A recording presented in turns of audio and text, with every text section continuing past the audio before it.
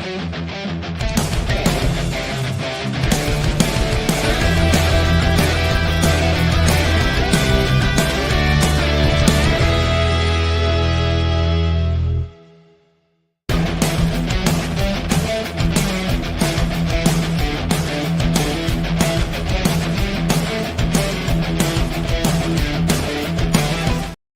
there, this is Tata, and welcome to the Same Time Post Show.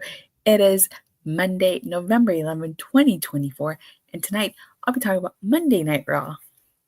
All right, so as we know, Survivor Series is November 30th. It's the War Games match, and we had quite a build towards War Games tonight on Raw. So Solo's Bloodline attempted to recruit Seth Rollins. He was being interviewed, and Solo and Jacob Fatu interrupted this interview, and Solo was basically asking Seth Rollins to join forces to take out Roman Reigns because nobody else hates Roman Reigns more than Seth freaking Rollins. Rollins makes it a point to say that the next time he's in the ring with Roman, he will stomp his head on the ground. Now, Solo takes this as, okay, he's going to join. But Rollins says he will never join forces with a wannabe Roman Reigns, and then Solo stops Jacob Fatu from attacking Rollins. So, it was confirmed earlier tonight that it was going to be 5 versus 5. So who's going to be the 5th member of Team Solo's Bloodline and Team Original Bloodline? So we're going to try to recruit people here. And I think it might be Cody and The Rock, or maybe Cody and Hikuleo. Hikuleo would make sense too, especially because he's related to Tamatanga and Tamaloa. But I think I just can't see The Rock in this War Games match. Really, I could see Cody joining Team Roman or the original Bloodline. I just can't see The Rock being a part of this match. Can you guys see The Rock being in this War Games match? I can't see him being a part of the War Games match. But anywho, we'll get more into the recruitment as we go on. But tonight's Raw kick things off with a Gunther promo, and I really like this opening segment. Now, this is the first, well, actually not really, because this opening segment set up a match. Wasn't the main event, but it did set up a match. So I like the fact that Gunther is just talking about how he's looking ahead to his next challenger, which is none other than Damian Priest. And I like how Damian Priest, when he comes out, he talks about how, what is Gunther going to insult him by calling him street trash, a bum, a Latino thug, which are things that Gunther has previously called Damian Priest. And he was talking about how, Gunther, he understood why people feared Gunther. And that if it wasn't for his so-called brother, he would have defeated Gunther at SummerSlam. Priest says that Gunther is now full of doubt because he's been pinned by Cody Rhodes at Saudi Arabia. And that if he wasn't, he would have taken a swing at him. Now, Ludwig Kaiser comes out, and it's interesting because Ludwig Kaiser is trying to defend Gunther from Priest, but then Gunther just cuts him off completely and is well, he didn't actually say that, but you can kind of read it in his face. And he's basically trying to defend Gunther from street trash, Damian Priest. Now, Priest cheap shots Kaiser, and Gunther doesn't do anything when Kaiser and Gunther leave. So I feel like this is going to lead to Gunther and Kaiser splitting. Now, either A, Gunther's going to turn on Kaiser, leading Kaiser to be a face and Gunther being a heel, or it's going to be Kaiser abandoning Gunther.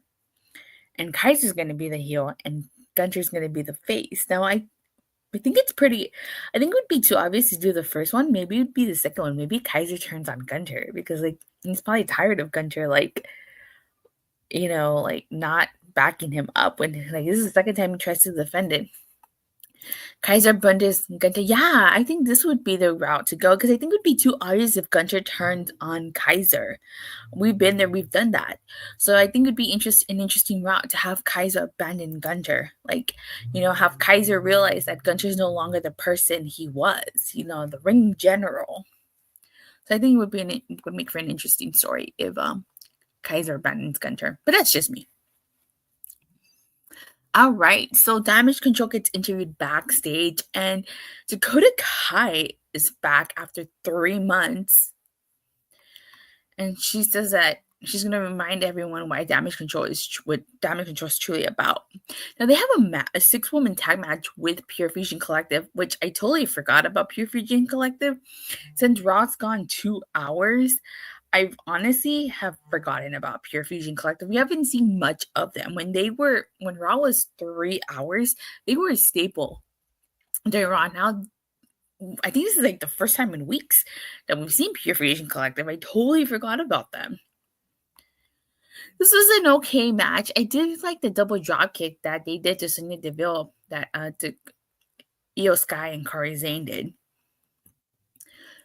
But I just wasn't a huge fan of this match. Like, I get why they did this, because like Dakota Kai wanted revenge for Pure Fusion Collective taking her out 3 months ago. But still, like, I just Pure Fusion Collective, like, they tried to do something with them, but it just didn't really take off. So, and I think that now that they're not featured as much, it's kind of hurting them a little bit. But Damage Control won this. It's no surprise, because like I said, they probably wanted to give Dakota Kai a win since this is her first match back. We get an R-Truth and Kofi Kingston segment. Now, Kofi's like apologizing, was thanking R-Truth for helping them out a couple weeks ago. And it's interesting that Xavier Woods is just kind of standing in the background, listening and watching all of this unfold, and he doesn't really interject until a little while later.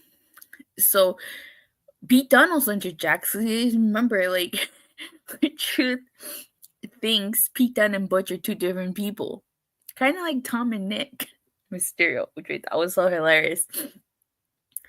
And this ends up getting Kofi Kingston a match with Pete Dunne. It was a surprise to see Dakota Kai return. It was not announced and unexpected. Yeah, it definitely was. I was not expecting her. I was not expecting to see her. So again, we get more of the teasing of Xavier Woods turning heel.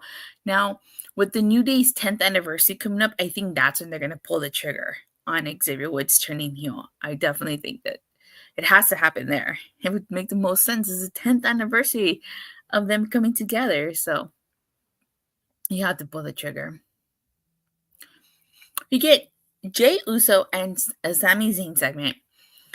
And this officially confirms it's going to be a 5 versus 5. It's not going to be 4 versus 4, the traditional War Games match. So Jay kind of says that they don't have any friends, neither on Raw nor SmackDown. And Sami's saying he's got someone in mind. So like I said earlier, who's going to be the 5th member of Team Bloodline and Solo's Bloodline? Yes, Xavier's turning heel. Maybe at Survivor Series. Maybe. We'll see. I think Cody is going to be team with the original Bloodline. That only leaves 2 choices for Solo's Bloodline: The Rock or Hikuleo. Now, I am still who will be the teams to get the 5 members? Who will both teams get for the 5 members? I think it's going to be Cody Rhodes and The Rock, or Cody Rhodes and Hikuleo. Hikuleo makes sense considering that he did to Tama Tonga and Tamaloa. But I just can't, like I said earlier, I just cannot see The Rock in the War Games match. Like, I just can't see him being in this match. I think The Rock will appear at the end of the show. I think so too. I could see him making an appearance at the end of Survivor Series War Games, but I just cannot see him be in the match. Like, this match, like, has crazy spots, and I just can't see The Rock doing that. So I think more than likely it'll be Hikuleo.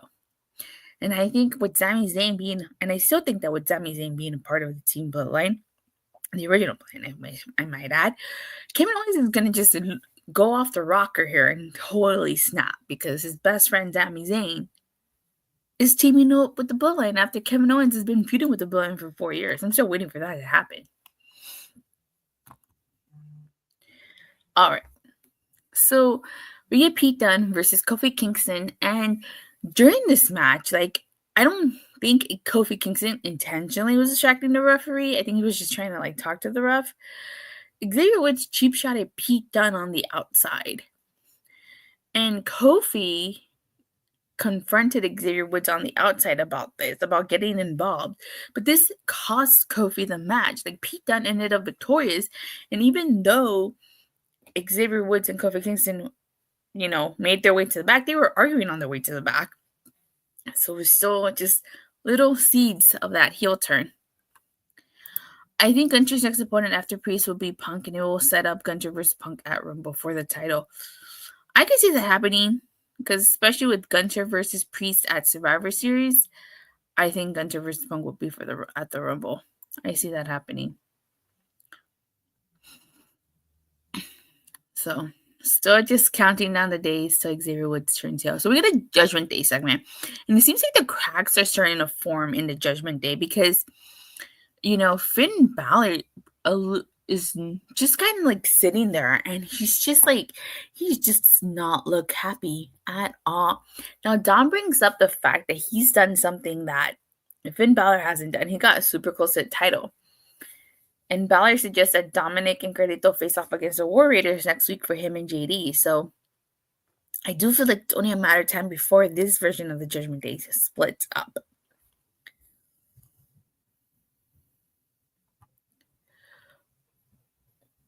We get a Bronson Reed segment, and he's talking about how he is not a competitor.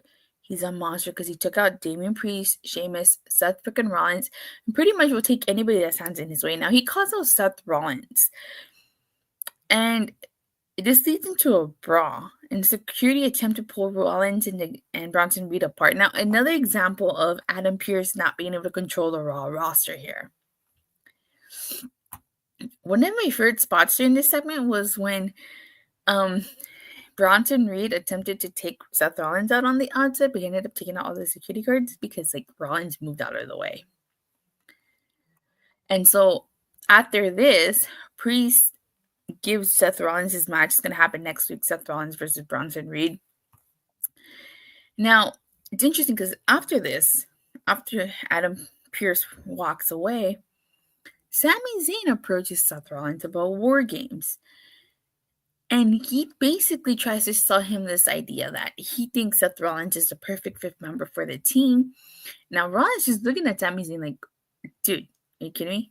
And Rollins basically tells him that he's out of his damn mind because he knows Roman better than anybody.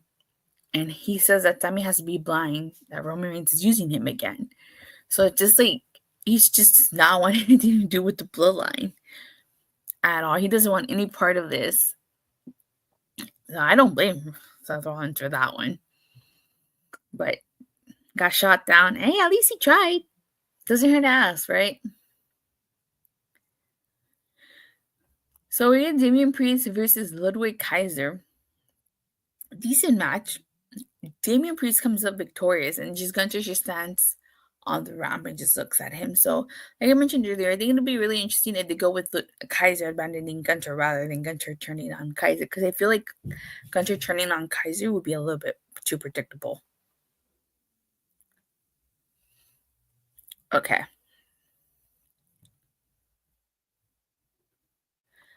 I just don't see Rollins being in War Games. Yeah, I don't think Rollins would be in the War Games match either. Read a Braun Breaker interview, and basically, he was talking about how he wanted to add the speed title to his collection. He's interrupted by Sheamus, accusing him of being disrespectful. And Braun Breaker says that if Sheamus wants a title shot, he would gladly, because he wants to kick Sheamus' old ass. I was like, damn, that's just rude. So we're still going to get Braun Breaker versus Sheamus for that IC title. It's the only title that Sheamus has yet to win.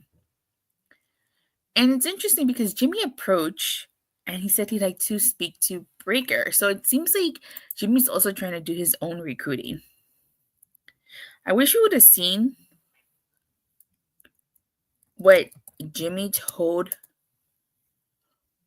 Breaker, but I think it's pretty obvious that he told him. He probably wanted to ask him to be a part of the War Games match. Now, Braun Breaker really has nothing to do with the Bloodline, any version of Bloodline. Well, maybe not him, but, his family and the Bloodline have history. But still, I just don't see Braun Breaker being in the War Games match. We get a Miz and Final Testament segment. And Final Testament's like threatening to beat up Miz because he doesn't want to tell him what Uncle Howdy and the Wyatt Six are. I think Bron is not going to be he's definitely not going to be in the War Games match. I think it's going to be Cody and The Rock. So if it's not Cody and The Rock, it's going to be Cody and Hikuleo. More than likely, it's going to be Cody and Hikuleo because I cannot see The Rock being in this War Games match.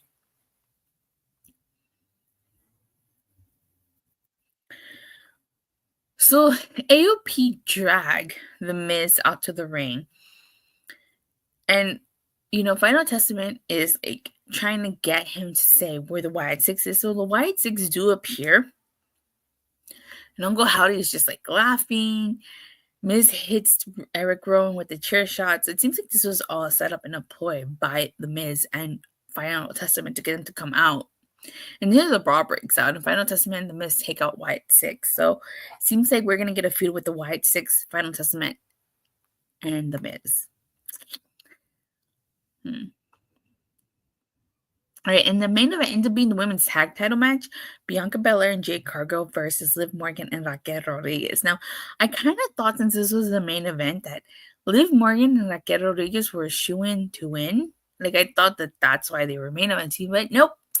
It's not why they were main eventing. So, I thought this was a pretty decent match. Now, I was not expecting Tiffany Stratton and Nia Jax to come down and attack Jade and Bianca. Despite this interference, Jade Cargill and Bianca win. And then, Nia Jax attacks Jade and Bianca, and Naomi attempts to come and help, and even Io Sky. And then they do a double suplex to Nia Jax, Jade, and Bianca. So it's very obvious that this match was used to set up the Women's War Games match. Now, there were some spoilers going around. I'm not going to talk about the spoilers for next week, but apparently, since Raw was taped, there are spoilers going around. But I'm not going to talk about them because I don't want to spoil it for anybody. I got spoiled myself. So, but yeah. So just make sure you guys keep an eye out for those spoilers because you don't want to get spoiled. So I felt like this was kind of rushed, honestly. Like, I wouldn't have mind. Well, I mean, I guess you can make the argument that it wasn't because they have been building Tiffany. Well, they've been building Tiffany, Nia Jax, Liv Morgan, and Raquel since for a while now, especially leading up to the Crown Jewel. Yeah, like, I mean, I know you can say that was kind of rushed, but you also can say it's kind of not rushed. It's kind of some story there. But this whole happened too quickly, so I feel like, let me see. Survivor Series is the 30th, and we literally have 2 Mondays. Holy smokes, already 2 Mondays left to build the War Games match. So it seems like we're probably going to get the Women's War Games match next week, but this is obviously the start of it. Alrighty. So on a scale from a 1 to Sean Spears' perfect 10, you get a 6 out of 10. You thought it was a decent show? It was an okay show. It wasn't too bad. Let me see. There wasn't much that I disliked. The women's matches were okay. I did like the New Day stuff and the Bronson Reed stuff. Honestly, I didn't really care for Damian Priest versus Ludwig Kaiser. It was okay. I mean, it was pretty obvious Damian Priest was going to win. But I feel I do feel like it does add to Kaiser's and Gunther's story because, like I said, I think Kaiser's gonna abandon Gunther. But yeah, I'm not a huge fan of the Miz and Final Testament going after the Wyatt Six either. So I'd give it a 7 out of 10. It was an okay Raw. Alrighty, so with that being said, thank you guys all so much for watching and for continued support. Please don't forget to like and subscribe. Make sure you hit that bell so you can notify whenever I go live or release a new video. And this is not true. Don't pay attention to him. I don't watch NXT. I don't review NXT. I don't work on Tuesdays. And I will see you guys Wednesday after AEW Dynamite. Bye.